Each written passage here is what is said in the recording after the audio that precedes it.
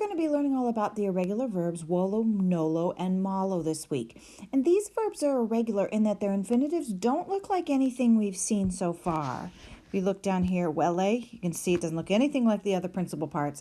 And the stem changes too. So other than the stem changing, the endings are perfectly normal in the present tense. So if we looked, we'd still see O-O-S-T, moose, tis, nt. What's weird is you can see each of these stems changes. Now I've got these all in your chart book, and it allows you, it starts on page 13, part of your homework is going to be to fill these out each this week so that you have them for future reference. So this is the present tense. Imperfect forms like regular third conjugation verbs, which is like first and second. But here's the stem. So for imperfect, you're going to make a note of this because you're going to need to put it in your chart book. The stem for all six, first, second, and third, singular and plural, is wole for all of them. And then regular bamba spot, bamus batis bant. For future, remember this is a third conjugation verb. The stem is vol, wol.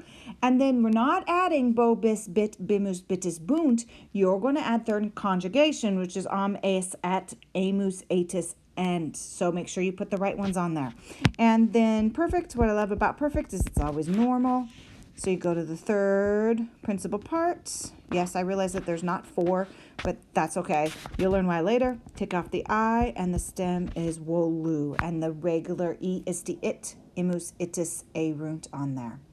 Now, let's look at the second verb. Wolo combined with known or not becomes the opposite. So, wolo, known, so to wish, to want, to be willing becomes to not wish, to not want, to be unwilling. So again here we've got O-S-T, moose, tis, nt, but it's the stem that changes and it's different. And see here it's two words. Here also it's two words. We take that not, and then we add not, and then we have the same. If you see the pattern, we just have a known in front of it. The only one that's different, no lumus, right? So the first person is completely its own word, but the others just has the same word as wolo, except that there's a no in front, right? And same clearly here, they've combined no le, no volo, and become no lunt. All right, so again, it's a present stem you've got here. Imperfect stem, we have nole, right? Regular endings, future. So I'm going to show you what it's like up above too. Instead of wol, we have N-O-L, and then the perfect. So here's our second principal part, but the perfect is N-O-L-U. Very similar to what we have at wolu, right? Remember, these are third conjugation verbs, so that's going to have third future endings on it, okay? And the perfect is just completely normal. Now, when you take wolo, which is, again, to wish, to want, to be willing, and you combine it with before we had the adverb known, which is not. Now we have the adverb magis, which is more, and it becomes to prefer, to want more. You get the word malo, male, malui. So present tense. Again, we see O-S-T, moose, tis, nt. And anything that changes is just the stem. And this one changes significantly as well. All right, so imperfect. Remember to write these down so you've got them and you can fill in the rest of your charts this week. Comes male. Not surprising because these imperfect stems are all looking kind of similar. The future, you can probably guess what that's going to be. Future is M-A-L, right? Instead of null or vol. And then the perfect, third principal part. You probably get this one too. Follows the pattern. Malo. Okay. Be sure to fill your charts in this week, and then again, you'll have them for a future reference. All right, let's go on to mood. Because now that we have these verbs, you'll see how they're related to mood. So each verb has a mood that tells us how the action is viewed or perceived by the speaker. It indicates whether something is fact, opinion, command, suggestion, request, wish, hypothetical, or uncertain, because each of those has a very different connotation when we apply it to the verb, and the mood can greatly change the meaning of the verb. I'll give you some examples. The word mood is derived from the Latin word modus, which means manner or method. So if you've ever heard the phrase modus operandi, method of operation, you'll probably hear this. If you haven't heard it before, you'll hear it at some time in your life. And if someone says something like, what's her MO? That literally means, what's her normal way of doing this task? What's the normal manner or method that this person does, or that we use for this certain thing? It's called an MO, and that comes right out of Latin. And in Latin, there are 3 moods. We've got indicative, imperative, and subjunctive. Now, you will not learn subjunctive until next year, so we're not going to talk about that one for now. There is a subjunctive mood in English as well. But let's talk about indicative.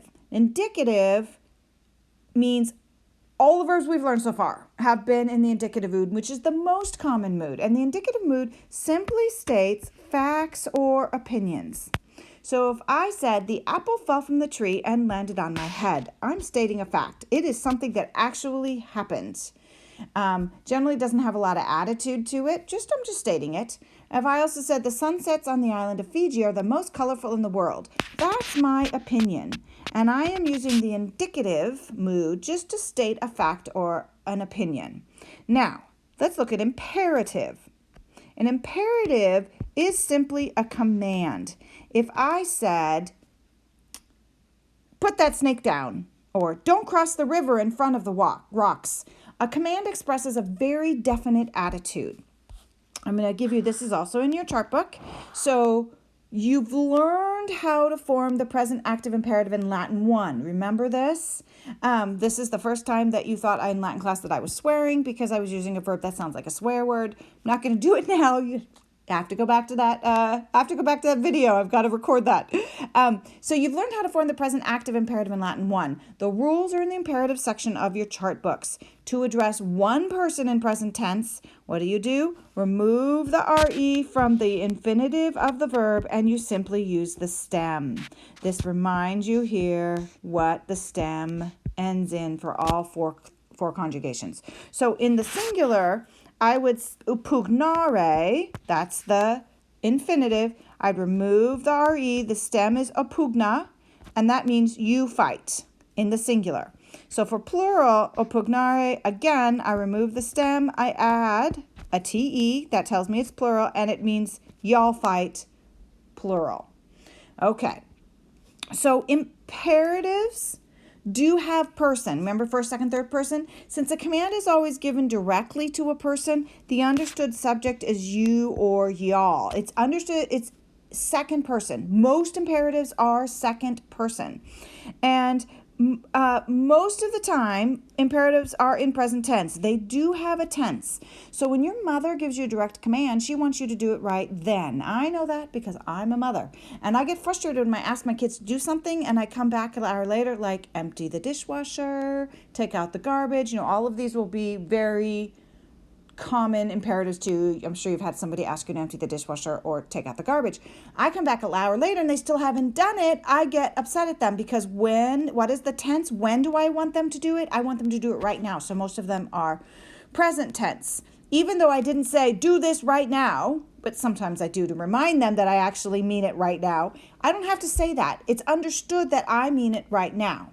Now, there are future imperatives, but they are rare. We're not going to learn how to form them now, but let you know that it is. They're never past tense because you don't command somebody to do something in the past because it's too late. They can't turn around and do something in the past. All right, so the reason that we did imperative, the reason that we did these irregular verbs, is because we have to talk about Volo Nolo and Malo and the imperative.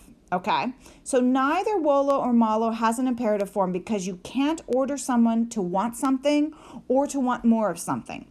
There is, however, an imperative form of the word nolo, and remember that means to not wish, to not want, to be unwilling.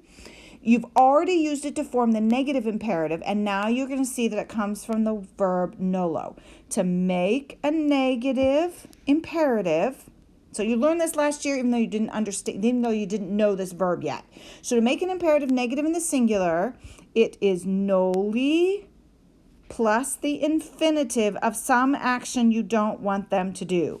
So we've got our noli here, and then we've got the plus the infinitive, okay?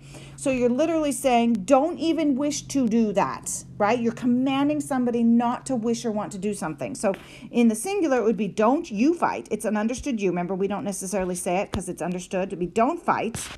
And do it in the plural, you take the word nolite, and then you take the entire infinitive. You don't take the stem like it's in the present tense. You don't take the stem, you take the entire infinitive. So they're really easy.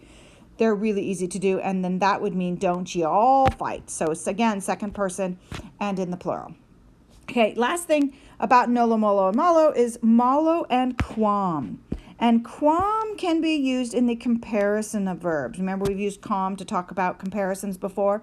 So how you do that is Latin uses malo plus quam with infinitives to compare verbs. We do the exact same thing in English. So I said we weary. There's our infinitives, right? Infinitive 1, infinitive 2, plus my quam, right? I prefer to live than to die. Pretty simple. So I think it'll be pretty easy to understand when you see it, but just see that trigger. See when you see malo and then you see infinitives and you use quam, you know that you're comparing two verbs.